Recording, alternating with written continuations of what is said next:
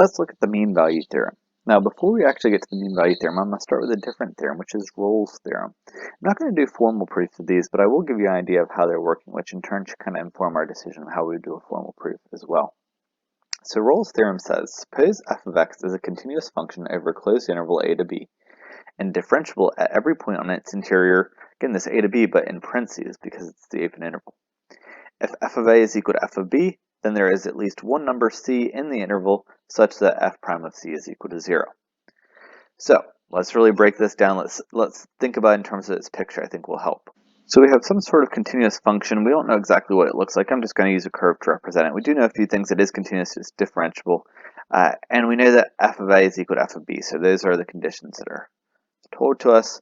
So again, right, this thing's doing whatever. We don't really know. We don't really care.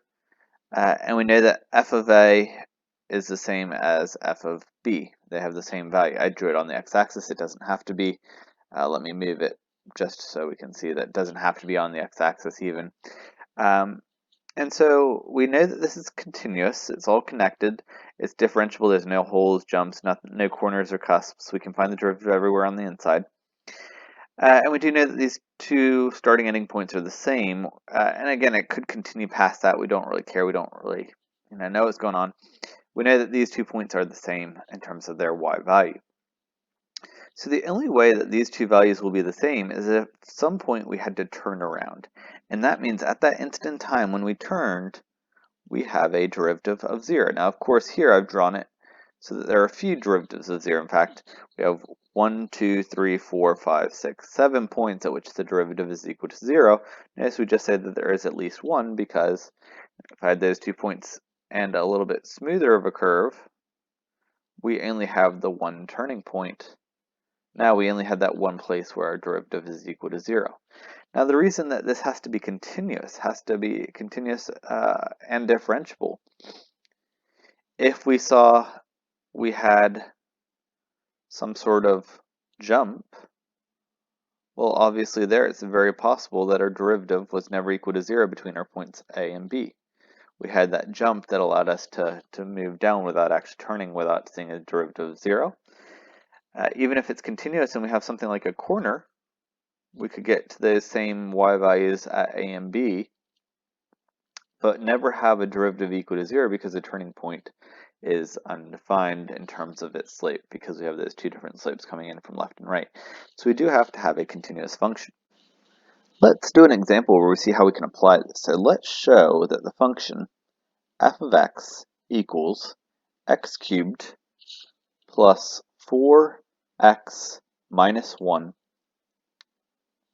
has exactly one real 0.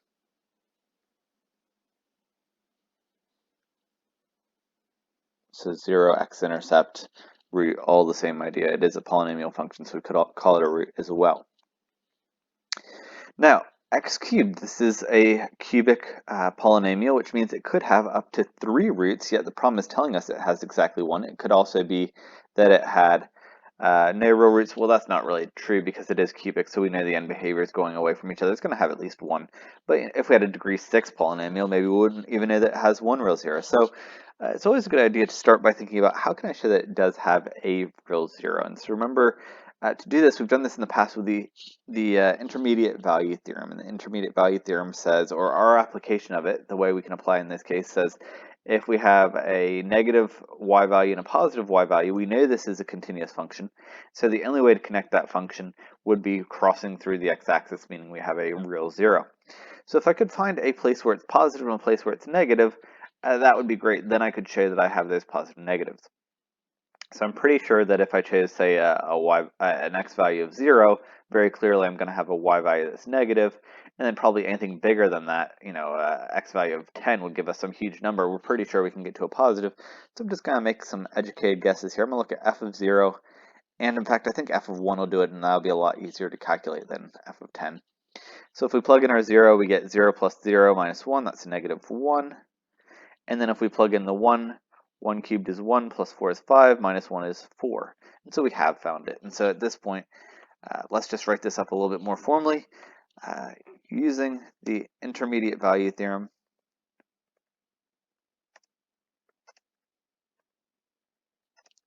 because f of 0 is equal to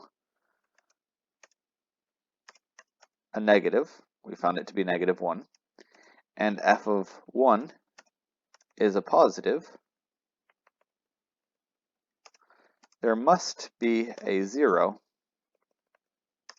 between the x values of 0 and 1. Now that is an at least statement because we've just found the positives and the negatives. So if we think about that picture, cubic, I'm not going to draw a whole lot around it. F of 0 is -1, and then f of 1 is 4, way up here somewhere. And so, of course, there could be many ways we could kind of jump across that thing a bunch of times and go back up. We're only saying at least one. It can't go that many times because it has that many 3 zeros. But we're not sure that it doesn't go across maybe at least 3 times, or maybe across 3 times. So it could do something like that. So we're not really sure. Or then, of course, it could cross later on too. And so what we're bringing to this now, the new part, is we want exactly that one real 0. And so how do I show that? Well, this is where Rolle's theorem is going to come into play. We want to show that there is no turning points, because if we don't have any of these turning points anywhere along the function, well, then this has to be the only one real 0. We don't turn back around to get to the x-axis. This is the one and only between 0 and 1. So I need to find my derivative. F prime x will be equal to a 3x squared plus 4, and that was a 4x before, so now it's just a 4, no x, and the 1 is gone. So this is our derivative. And I'm curious to see, does this thing equal 0? So let's set it equal to 0 and see. I subtract my 4 over. I should obviously be realizing pretty quickly this isn't going to work out very well for me, because I'm going to take the square root of a negative, and that's going to give me an imaginary value. So I get imaginary values back out of this. Well, imaginaries don't play into x-intercepts, right? We can't have an x-intercept out of an imaginary number. We are looking at those real zeros, and so for that reason, we can state at this point, because the derivative of the function is never equal to 0, there is no way for the function's y values to repeat. Thus, there will only be one x-intercept, or one real 0. And in fact, we know it's somewhere between 0 and 1. We can't have that turning point. We never turn around. Therefore, our function values never repeat. F of a will never be the same as f of b. So if we found one place where we have a 0, we can never have that second position. Now, I should point out too that if we had found that there was a 0, it doesn't guarantee us that it is a turning point. So for instance, we could see something like this. This would be the x cubed function, right? So if we had f of x equals x cubed, we can find that derivative, and we get the derivative to be 2x squared. Well, that derivative has a multiplicity of 2, so when we get its 0, right, its zeros are 0 with a multiplicity of 2, meaning it's going to touch and turn. It's never going to actually change. So if we think about that derivative function, the derivative of this thing is the quadratic. It stays positive, so it goes from increasing to increasing. It never actually turns around. So Rolle's theorem doesn't say that if we have that f of c equals 0 or f prime of c equals 0, it doesn't say that it has to be a turning point. It just says that, hey, if these two things are the same, there is at least one turning point, so we can apply in the opposite direction. All right, so now that we've talked about Rolle's theorem, let's move on to the mean value theorem. So I'm going to type that out. The mean value theorem states, suppose f of x is a continuous function on a closed interval a to b, and differentiable on the interior a to b, notice again in parentheses, it's the open interval. Then there is at least one point c in that interval a to b at which f of b minus f of a over b minus a is equal to f prime of c. f of b minus f of a over b minus a should look very familiar. That is the average rate of change. F prime of c, it's a derivative, so we know it is the instantaneous rate of change. So what we're saying is as long as we have a continuous function on a closed interval, and it's differentiable, that the average rate of change equals the instantaneous rate of change at some point along that curve. So again, I'm not going to do a formal proof, but we'll kind of sketch it out, and that'll give us an idea of how to go about the formal proof. So we have some sort of curve, and I'll choose 2 points, we'll say A and B. If I were to look at their average rate of change, that is the slope of the secant line between them. And then the instantaneous rate of change I'll put in blue.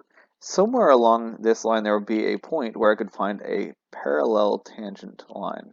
So I think it's probably right in there. And again, my drawing's not perfect, but we should notice that that black line and that blue line do have the same slope, or that those two slopes are parallel, more or less. Not a perfect picture without using a computer program to help me draw that out. And so the reason we talked about Rolle's theorem first is we do have to use Rolle's theorem in the proof of this mean value theorem. It gives us the ability to find that point at which two things are the same. But I'm going to leave the formal proof for you to read on your own. So let's do an example. Let's put the mean value theorem to use. So let's find a value of c that satisfies the mean value theorem for the function f of x equals 2x minus 1 over x plus 1 on the interval 1/2 to 1. Now, it is important to note that this is a continuous function, and I didn't really stress that back in the last example, and I really should have. That here, when we were looking for that real zero, I talked about the fact it's cubic, and so we knew that it was continuous. Really a good idea to include that in your description too. Using intermediate value theorem, we know that the function f of x is continuous. It's always good to state that formally in your sentence because that shows your reader you've given it thought. I think I said it out loud, but it's always a good idea to formally state that. So here, if we look at this function, what I see right away is it's not continuous. We have a problem at 0, but notice the 0 is not in our interval. So it's always important to think about, do I have a continuous function? Is it differentiable? And if it's not, we need to think about, is that going to be a problem? This would be a huge problem if it was the last example and I was trying to use Rolle's theorem, because now all bets are out the window. It's no longer continuous, so I don't know for certain that I don't have those repeating values, because it could be that if we have something like this, we could have a repeated value we never turned around because it's disconnected. So always want to make sure that it is continuous. But we have a different problem on this one. We're trying to find that point C that satisfies the mean value theorem, meaning we can find the average rate of change. We want to find the C at which the instantaneous is the same as the average. Well, let's start by getting that average rate of change. That means I need to know the function value at 1/2 and the function value at 1. So we'll have 2 times the 1/2, which is 1, minus 1 over 1/2, that'll be 2, and then plus the 1. And so when we add those together, we get 0. When we plug in our 1, we have 2 minus 1 plus 1. That gives us a y value of 2. And so now for our average rate of change, we take our y values and we subtract over the x values and subtract. So we get 2 over 1/2, which will be equal to 4. So we have an average rate of change of 4. Now I need to compare that to the instantaneous rate of change. In the instantaneous rate of change, we need to find the derivative. So we have 2, and then that x is really raised to the -1 power, and if it helps, you can write that out. I just always think about it at the same time I'm doing my derivative. So that's an x to the -1. If we multiply that 1 to the front, that's why it turns into a positive. It'll be now x to the -2. The derivative of 1 is just a 0. So the instantaneous rate of change, or derivative, one and the same, if we want to call it f prime, is equal to 2 plus x to the -2. I want these two things to be the same, or I want to know what c value they will be the same at. So I'm going to take the 4, and I set it equal to the instantaneous rate of change, and we're looking for the specific c value that does that for us. Now I'm going to solve. So I subtract my 2 over. I have 2 is equal to c to the -2. I need to get the c out of the denominator is, or we could raise both sides to the -1/2 power. That would work equally well. But if you want to think about c in the denominator, we'd multiply the c to the other side, so we'd have 2c to the second is equal to just a 1 now. So c squared equals 1/2, and then c would be equal to plus or minus square root of 1/2. Because if we're taking that square root, we've got to remember to put the plus and minus in front.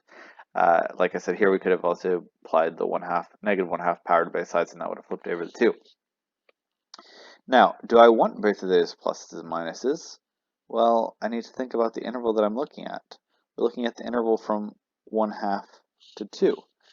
And negative square root of 1/2 is obviously not between those two. And so I'm going to get rid of that one.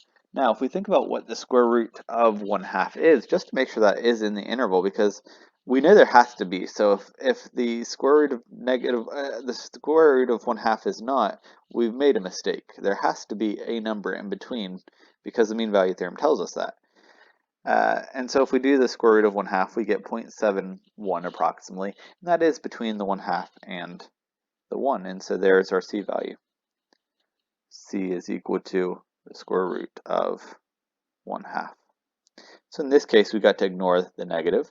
However, if we'd been looking at the problem maybe from -1/2 to -1, or from -1 to -1/2 rather, we would have used a negative. And so it is important to note that we had the plus and minus there at first, we just have to choose the one that works in the interval. Could there have been two possible solutions? Absolutely. The mean value theorem just says there is at least one position. But it could be, if we're looking at some sort of curve, maybe the curve does something like this, where it's not quite vertical. Those are not quite vertical. And if we're to look at the average, it would be approximately here, between these 2 points. Well, we see multiple spots at which we hit that average in the function. So it's absolutely possible that we have more than one position. In this case, it was just the one.